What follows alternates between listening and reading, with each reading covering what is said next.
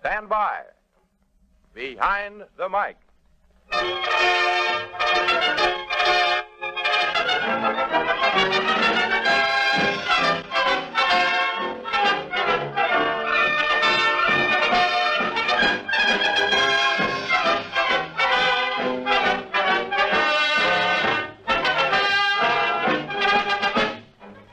Radio. With the switch of a dial, radio brings you tragedy, comedy, entertainment, information, education, a whole world at your command. But radio isn't all on the surface. There are stories behind radio, stories behind your favorite program and favorite personalities, and radio people you never hear of. Stories as amusing, dramatic, and interesting as any make-believe stories you hear on the air. And that's what we give you. The human interest, the glamour, the tragedy, the comedy, and information that are behind the mic.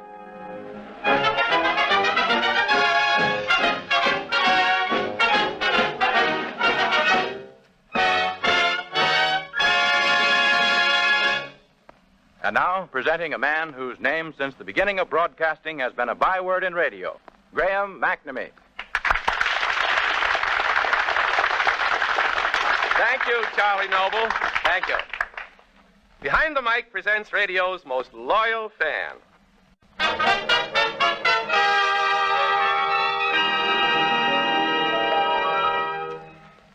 Ladies and gentlemen, there are fans who write in for tickets and make it a point to attend as many of the studio broadcasts of their favorite programs as they possibly can. But I venture to say that no fan has appeared in the studio audience as often as our next guest, Miss Wilmar Gray. Miss Gray, about how many broadcasts would you say you've personally attended? I've never counted them, Mr. McNamee, but I'd say I've been to an average of 3 broadcasts an evening for 6 days a week during the last 5 years. Wow. An average of 3 broadcasts an evening for 6 days a week during the last 5 years. That means altogether, during the last 5 years, you've been, 6 times 52 times... yeah, that's very interesting. How do you get entree to these broadcasts? What do? Tear off the top of your neighborhood grocer and write in for tickets? Yes, I write to sponsors for tickets, and then again, some programs put me on their regular mailing list and send me tickets every week. Miss Gray, before you were born, your mother must have been frightened by a sponsor. What other type of entertainment do you like besides radio, Miss Gray? Well, I like the theater, too. Oh, you like the theater. About how often do you go to the theater? I was to one about 2 years ago. I see. And if you didn't like the theater, you'd probably go very seldom, wouldn't you? What kind of radio programs do you prefer to see? I prefer dramatic programs, like Art Obler's plays. Well, why do you prefer the dramatic programs? For one thing, I like to see them make the sound effects. Well, don't they have sound effects on comedy programs, too? Yes, but the jokes. Oh. Radio depends so much on illusion, and a lot of broadcasts are written simply to be heard at home.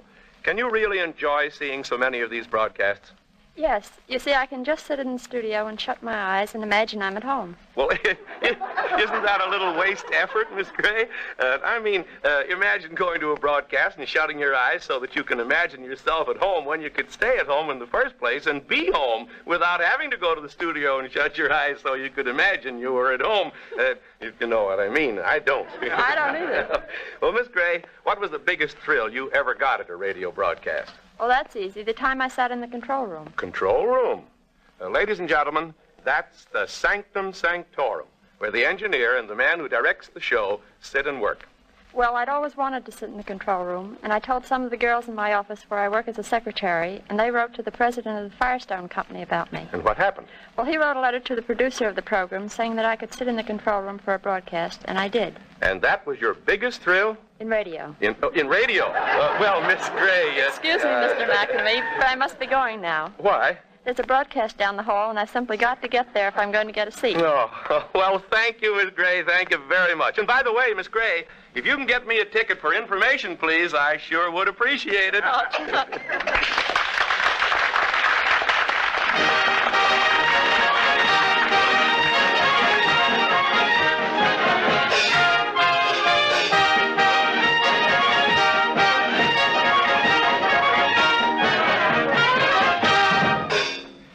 Behind the Mic now presents an amazing story about an NBC page boy.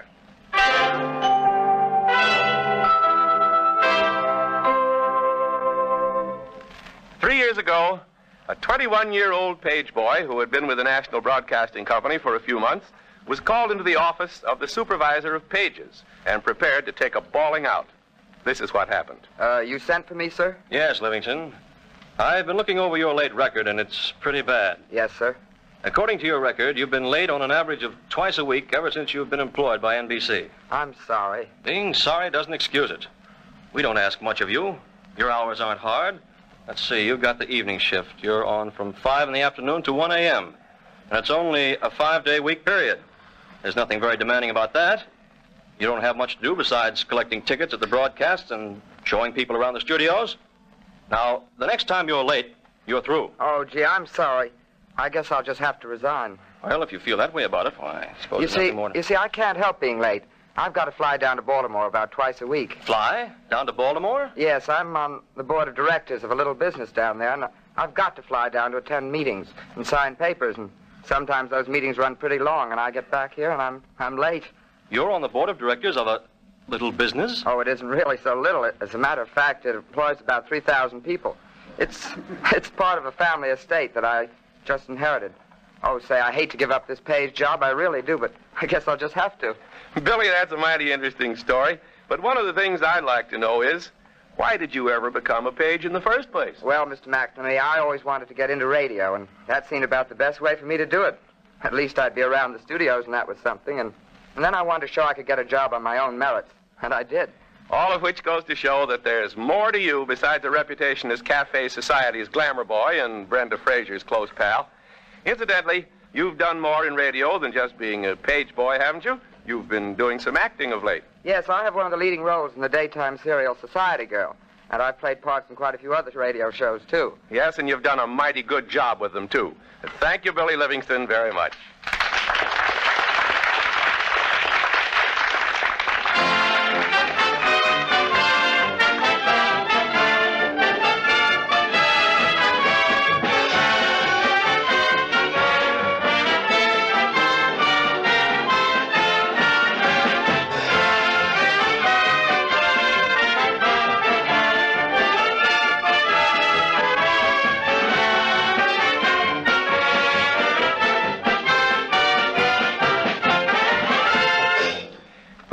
Presents the story of how a radio engineer became a top-notch comedian.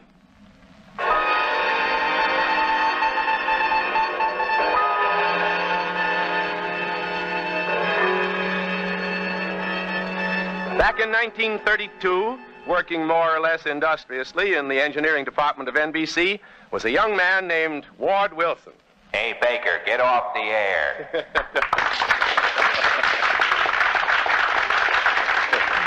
Yes, lately he became famous as Beetle in the Phil Baker Show.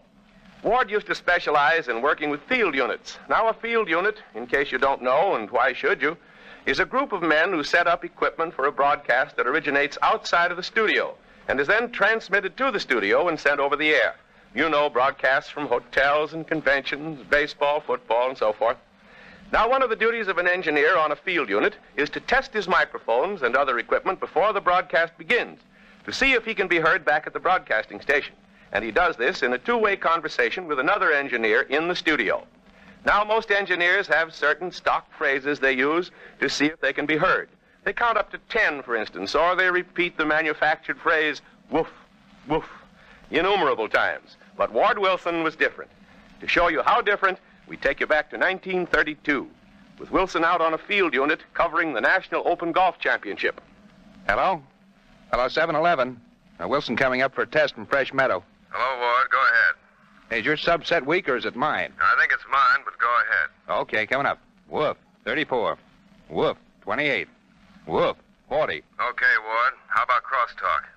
Hello again. This is Jack Benny about to lay the first egg on the second program of our new series. Okay, Ward. How about crosstalk? Phil Collins in the studio, and you got him listening to you. Yeah, well, it serves him right. I ran into the Happiness Boys today at the golf matches. Billy Jones wants to be remembered to you. Oh, say, you know who's down here? Amos and Andy. I never saw him look so worried. What are they worried about? Well, Amos, he thinks the public's getting tired of him. Go on. I think they got another a year left anyway. I guess so. Say, Ward, you better test emergency for crosstalk. Okay. This is Rat Roywell, or Roy Ratwell, or Roy Atwell. Yes, Roy Atwell, and it's certainly swell, to squeak, or that is speak, on this auspicious position, or suspicious occasion, or malicious explosion. Delicious ovation. Oh, well, let it go. Okay for crosstalk. Sounded like Roy Atwell in person. Hey, we got a few minutes to kill. How about doing that Greek dialect of yours? You know, your imitation of that vaudeville actor, George Gibbet. Say, I ought to be charging you guys up there. Well, I suppose the ham will out, so here goes. Ladies and gentle pimples of United Schnaps, it what makes me for to suffer with terrifical happiness, what I'm getting an opportunity to graze in your radiator faces and undress you. Greeks was great peoples. Greeks was great riders. It was one Greek is riding most from any. His name's Anonymous. Mo Anonymous. He writes one hunk of stuff which is positively ducky. It goes like this. Twinkle, twinkle, little star, up above the sky so high, like a rainbow, believe me. So much stuff. But my subject tonight was terrific hunk of stuff. It was called Oranges from Human Beams. Where is come from? What memes that's cracks? Oranges from human beams. Oranges from human beams was grapefruit. It's be why we got so many lemons. To prove that the oranges from human beams was grapefruit, take Napoleon. He was a little squirt. But what I'm going to say, I got a restaurant, Acropolis number 7, 42nd Street, Times Square, open on night stables for ladies. We got a blue plate lunch for 75 cents. It's the most sensational and lousy dinner what you ever eat.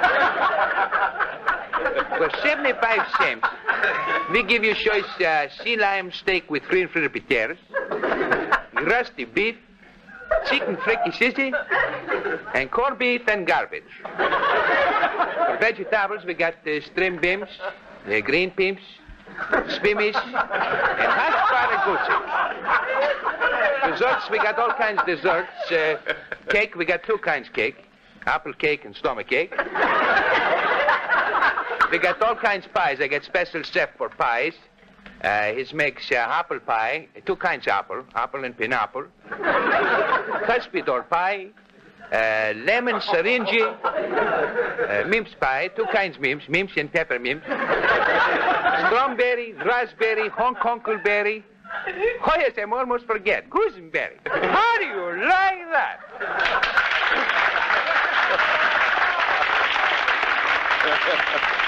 Well, ladies and gentlemen, that's how Ward Wilson used to test his equipment. And, Ward, how did that result in your getting a break in radio? Well, Graham, one day Ed Whitney, one of the NBC producers, and incidentally, I hear Ed's home ill, and if he's listening in, we all wish him a speedy recovery. Well, he heard me doing this tomfoolery, and he thought enough of me to put me on a sustaining program called Personalities at 7-Eleven, doing imitations. It wasn't long afterwards before you had commercials of your own, in which you proved yourself to be not only the first, but the greatest mimic on the air. You won further laurels as Beetle on The Phil Baker Show. And now you're doing a swell job on many comedy shows, and thank you, Ward. Okay, sport.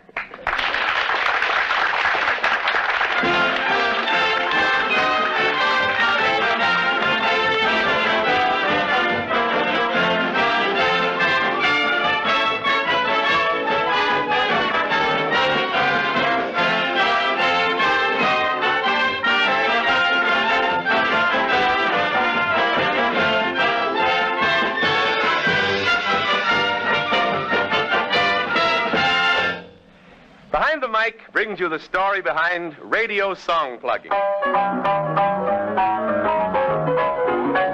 That's my baby. Don't me maybe. That's my baby and how.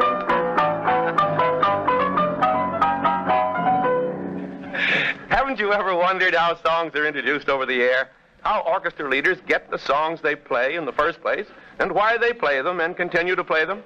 Well, we're going to bring you a man who is well qualified to tell you all this and more about the songs you hear through your radio.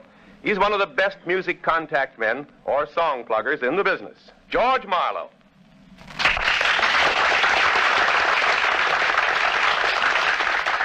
George, will you please first tell our listeners exactly what is song plugging? Well, Graham, song plugging is the business of getting songs played by orchestra leaders and sung by singers, principally over the air. Each time the number is played or sung, it counts as one song plug. A song plugger, of course, works for a publisher. There are a lot of advantages to a publisher in having his music played on the air. And how, brother? You see, in the first place, radio stations pay a certain amount of money each year for the music they use.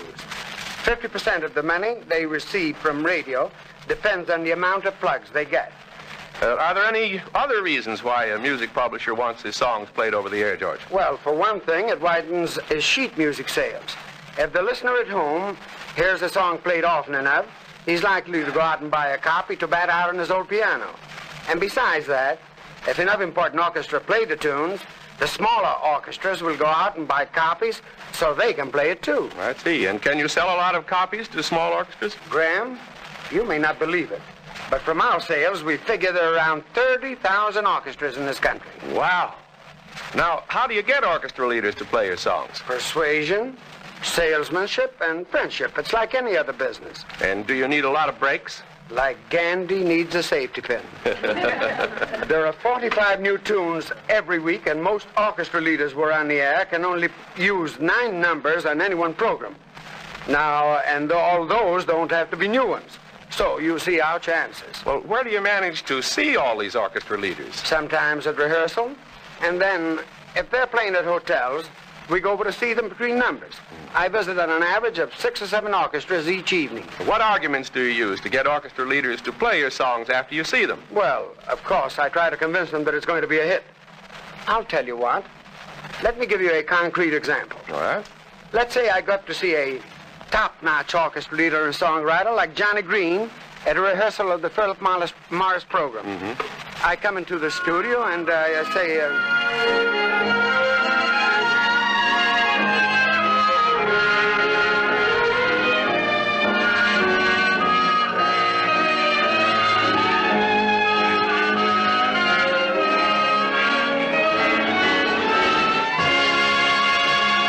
All right, fellas, take 5.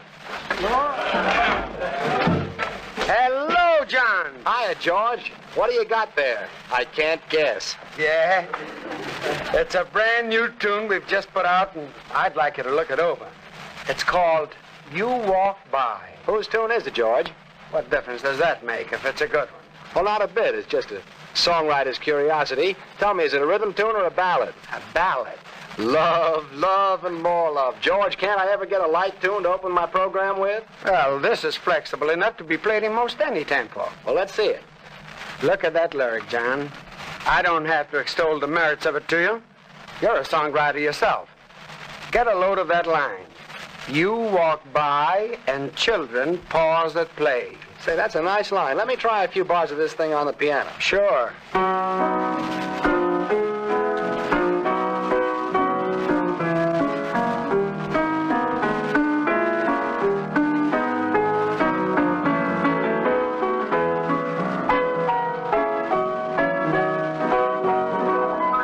Say, that's a very nice tune. I'd like to introduce this song, George. Could I have it exclusively for the next 3 weeks? It's agreeable to me. I've made no commitments.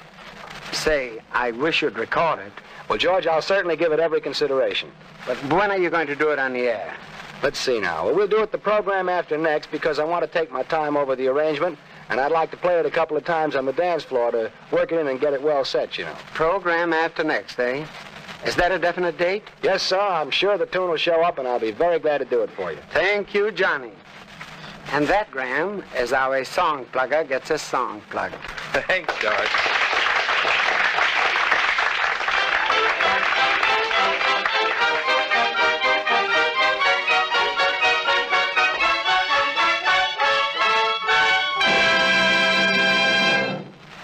Each week, we will invite the listeners of Behind the Mic to write us questions about radio, and those we considered of most general interest, we will have answered on the air by the radio editor of some outstanding newspaper or magazine.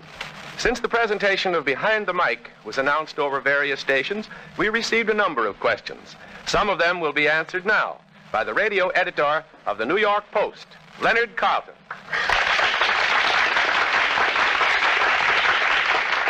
Leonard, Miss Etta Newman of Bell Harbor, New York, has this to ask. She says, for years I've heard that Fred Allen make fun of Jack Benny's violin playing. Can it be that Fred's jealous of Jack because he can't play the violin? Well, Graham, I once kidded Fred about that. He gave me an answer and put it in writing. He said, No, I do not wish to play the violin like Jack Benny, if you call that playing. The violin is responsible for Jack's losing his hair. The instrument pressing against his throat is cutting off the supply of oxygen, and his hair isn't getting enough air. Either that or his hair roots are getting discouraged at what's going on inside his scalp and are checking out. Oh, Ward, Fred couldn't have done a better imitation of himself than you just did. Leonard, Mr. George Pfeiffer of St. Louis, Missouri, writes, I have a bet with a friend of mine as to whether or not Charlie McCarthy was the first dummy to be used on the air. I said that he was not. As I remember that back in 1927 or 28, Phil Cook did a ventriloquist act with a dummy on a national hookup for a shoe account. Do I or do I not win my bet? Sorry, but Mr. Pfeiffer loses his bet. It's true that Phil Cook did a ventriloquist act, but he only pretended to use a dummy. Charlie McCarthy is the first actual dummy ever used on the radio. The first dummy, understand, Graham, who wouldn't say ouch if you stuck him with a thumbtack. Well, here's a query from Miss Louise David, New York. Miss David wants to know how many hours is the average commercial half-hour variety show rehearsed? Well, for Miss David's information, the amount of rehearsal for a half-hour program is very flexible. But including music, such a half-hour program is generally rehearsed, say from 8 to 10 hours. And now for our last question. Miss Ann Lee Sims of 1843 North Cherokee, Hollywood, California, writes in to say, I have often heard on the radio the announcers say after a radio program, this program comes to you through recordings and electrical transcription. Will you please tell me what the difference is between a recording and a transcription? Well, I'd like to tell Miss Sims that a recording is a record made originally to be played on the phonograph, whereas a transcription is a record made especially to be played on the air. It generally runs at least 15 minutes a side. In the case of dance music, you'll find, let's say about 4 numbers on one side of each record. This generally just about fills out the 15 minutes. In some cases, in transcriptions, you'll find the music faded down near the end of the 15 minutes so that the announcer at the studio can do a commercial announcement. Thank you, Leonard Coffin, for answering all those questions.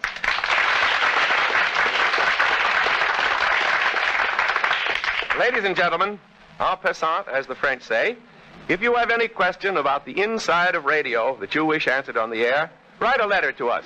Address it to Graham McNamee, Behind the Mic, National Broadcasting Company, New York City. As many questions as possible will be answered by mail, and the 3 or 4 questions we feel to be of most general interest will be answered on this program. Thank you.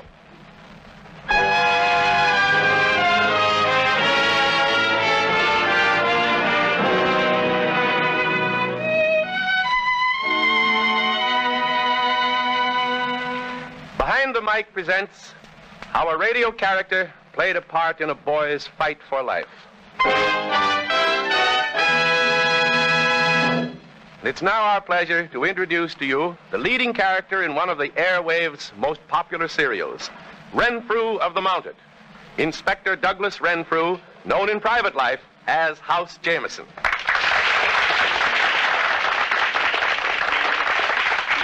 House, exactly how did Renfrew help this boy? Well, Graham, a couple of months ago, I was at home when I received a telephone call from a stranger, a Bob Novak, who apologized for calling and then told me a very strange and tragic story. It seems his younger brother, Johnny, a lad of 14, had been snake hunting out in New Jersey with a group of friends. Upon Johnny's return home in Englewood, he had suddenly developed stomach cramps. Pain so severe, the doctor had ordered him taken to the Englewood hospital at once. He was examined by specialists, and it was not snake bite. But they couldn't find out what was wrong with him, except that the boy was dangerously ill and had, except for a brief moment every few hours, spent the last 3 days in a coma. Bob Novak went on to tell me. Johnny. He's still unconscious, Mr. Novak. What can we do? There must be something that can be done. We're doing about everything we can. Unfortunately, the intravenous medication doesn't seem to be helping him as much as we'd hoped. But, Doctor, we can't just sit here and let him... Well, we've got one chance, a desperate one. It all depends on whether or not we can keep him awake. Keep him awake? Yes. You see, every time he goes into a coma, not only does his fever rise, but his vitality is lowered. If we could keep him out of a coma for sufficiently long intervals, we could give nature a chance to fight for him. How can we do it? Well, we might be able to do it if we could excite his interest in something and make him want to stay awake. Fight off the coma. What's he interested in mostly? The usual kid things, baseball, football? No, he's not much interested in sports. I'm not sure myself. Oh, look, Doctor, he's waking up. I'll find out while we have the chance. Hello, Johnny. Oh, Bob. Gee, I'm tired. Yeah, I know. Johnny, I want to ask you something. It may sound foolish, but it's important. What is it, Bob? What do you miss most since you've been here? Playing baseball with the kids or going fishing? Yeah, I miss them, I guess. What do you miss most? Well, I miss Renfrew. What's Renfrew? It's a radio program about the Northwest Mounted Police. Johnny never misses it, and whenever it's on, Johnny goes into his room and turns on his set, and you couldn't tear him away from the radio with wild horses. It's on Saturday. Well, that's tomorrow. Say, perhaps... Yes, Doc, I've been thinking that. I'm going to get in touch with the man who plays Renfrew, and then I'll ask him. And then, House, he phoned you? That's right. And he told me how interested Johnny was in Renfrew. And he asked me if I couldn't send Johnny a message from Renfrew, and if there wasn't something else I could do to make Johnny want to fight off his illness. And what did you do? Well, first I sent a telegram to Johnny, and when it arrived... Johnny! Hey, Johnny! What, Bob? Here's a telegram come for you. It's signed Inspector Douglas Renfrew. Renfrew? Yeah, and it says, Dear Johnny, I've missed having you with me on my recent trips through the Canadian Rockies. What kind of a story do you want to hear next? I'll tell it especially for you. Signed Inspector Douglas Renfrew. Especially for me? Yeah, and here's a picture of him that he sent, autographed to you. Look. Hot diggity. Say, Bob, do you think I could hear Renfrew tomorrow night? Sure, Johnny. I'll get a portable radio and you can listen. And then what happened? Well, after the broadcast next night, I got another phone call from Bob, who told me that Johnny's excitement and his desire to hear the program had kept him out of the coma, and the doctor thought that it had given him enough strength to fight it off from then on, and that he had a good chance to pull through. And Johnny Novak did pull through. And here he is to tell you so himself. Johnny, how you feeling now? I'm much better now, Mr. McNamee. I've just returned from a vacation in New Hampshire. That's good. And you still have that picture of Renfrew, I'll bet. Yes, sir. I've got it right on my bureau. Gosh, I wouldn't be without that. Well, that was a dramatic story. And thank you, Johnny, for coming here, and thank you, House Jameson.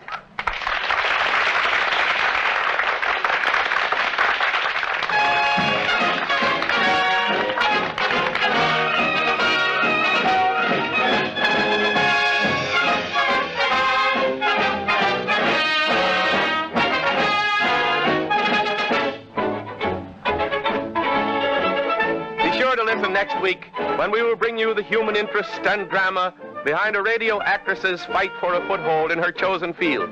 How one radio program actually prevented a woman listener from wrecking her married life. A thrilling dramatization of the amazing experience that befell Captain Tim Healy of Tim Healy's Stamp Club. How radio directors wishing to cast a radio program immediately reach the actors.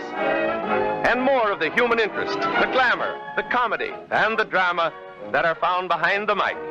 This is Graham McNamee speaking. Good night, all.